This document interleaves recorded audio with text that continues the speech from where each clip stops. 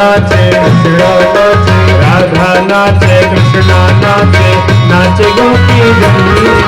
मन मेरो बन गयो सखी रे पावन वृंदावन, मन मेरो बन गयो सखी रे पावन वृंदावन।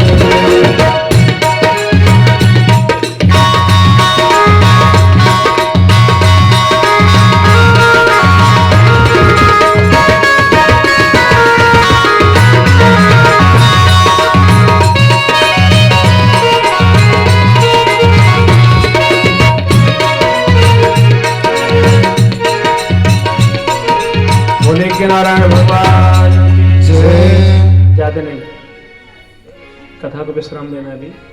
और उसके बाद में भगवान श्री कृष्ण भी लीला करते हैं। श्री शिव जी महाराज रास बिहार में विराजमान हुए हैं और यहीं से भगवान शिव जी महाराज क्या कहलाए हैं? अर्धनारीश्वर कहलाए हैं।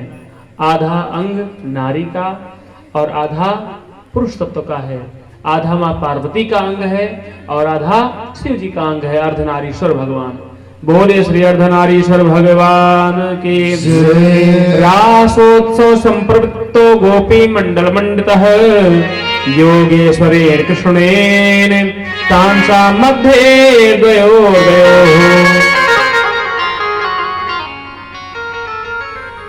नारद जी महाराज आते हैं कंस के पास। कंस से कहते हैं, अरे महाराज, आप एक बच्चे को मारने के लिए इतना परेशान हैं और नहीं पा रहे हैं।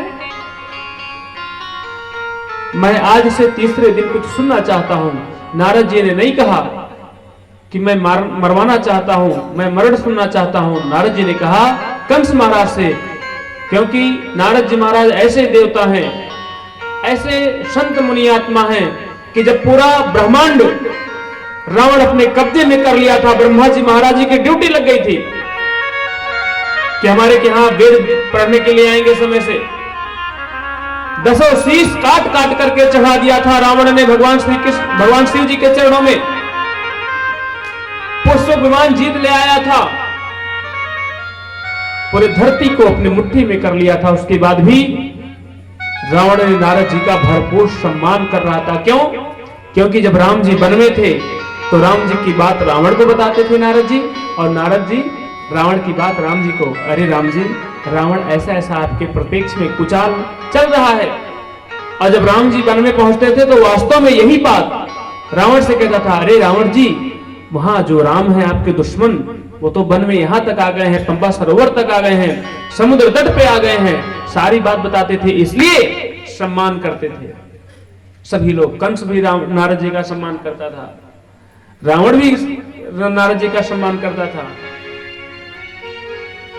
नारद का अर्थ ये जान लीजिए महाराज, आज के समय में आपके गांव में जो सबसे चुगलखोर व्यक्ति होगा, लोग उसको नाम दे देते हैं नारद जी का, कह रहे नारद है ये। लेकिन नारद ऐसे हैं कि नारदो लोक नारद है, जो पूरे धरती को नारद, जिसकी वाणी, जिसकी जिह्वा, जिसका शरीर कभी रद ना हो, नारद हो, वो है नारद जी महाराज। नारद कि रद्द नहीं है वो।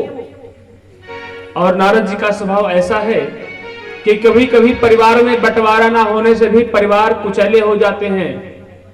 अगर मान लो बहुत परिवार हैं, परिवार में विखंडन आ रही है, रोज मारपीट झगड़ा झंझट हो रहा है, तो परिवार को कहीं ना कहीं कुछ औपचारिकताएं, रास्ता मार्ग निकाल ही लेना चाहिए, अलग हो जाना चाहिए।